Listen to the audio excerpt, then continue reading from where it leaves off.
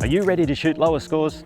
Of course you are. Well, now you can with my new video series, Play Your Best Golf. I'm Nick O'Hearn. I played with and against the best players in the world for over 2 decades. Oh, what a shot! And I even managed to do something no one else did. It's a lovely speed, and thank you and good night, Tiger. O'Hearn knocked Tiger from the match play 2 years ago. Can he do it again? It's Firmino. No, it's Firmino. We have a major upset. These days, I'm helping golfers of all levels get the most out of their games. And after writing 2 books, I've channeled everything I learned throughout my career into these easy to understand videos. By signing up, you'll have access to over 100 videos covering every area of the game. From warming up, strategy, the mental game, playing off the tee, playing from different lies, short game, to how to practice, and much, much more. I'll be adding videos to the collection on a regular basis. Plus, upon signing up, you'll be invited to join a live online masterclass that I'll be conducting every month on a key area of the game. And to top things off, I'll send you a personalised copy of my latest book, How to Play Your Best Golf. To access the videos, subscribe now. In the meantime, here's a sample video of how I can help you play your best golf.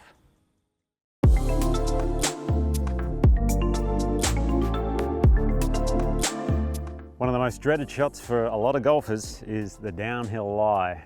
But the good news is, if you happen to miss-hit it, at least it's going to keep rolling down the hill, so that's a plus at least. What I do find though is most people tend to miss-hit these shots because they don't quite set up to the ball in the correct fashion. It really has to do with your setup. If you get that right, you can hit this ball nice and solid and get it where you want it to go.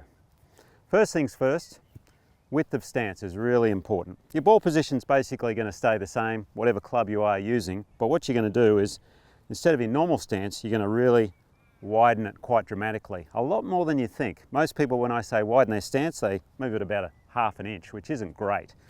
So really widen that stance. I've got an 8-iron in my hand here, and this is wider almost than my driver stance. What that allows me to do is it allows me to shift my weight into my lead leg. Now I'm a left-hander, so I'm going to move it into my front leg, my right leg here. So I've got all my weight in my right leg. Then I'm going to tilt my upper body slightly with the slope as well, because the goal here is to swing down with the slope. Most people, what they do is they tend to hang back on their trail leg, and that's when they bottom out, either hit it heavy or thin it, and it goes along the ground. So get all that weight going into that front leg, tilt the shoulder down. From there, you're going to have to aim a little differently. For right-handed golfers, you're going to aim a little left because the ball will want to squeeze a bit right. For me, I'm going to aim a little right because it's going to want to go a little bit to the left. The ball's also going to come out a little bit lower, so think about your club selection there. Maybe take 1 extra club in loft, so that'll adjust for how low it's going to go. After it lands, it's going to roll a bit more too, so you're going to need to factor that in depending on where the pin position is. Maybe run it onto the front of the green, or if you have to carry a bunker, have a think about that too. So now that I've adjusted myself to the slope, from there, when I make my backswing, I don't want to move off it.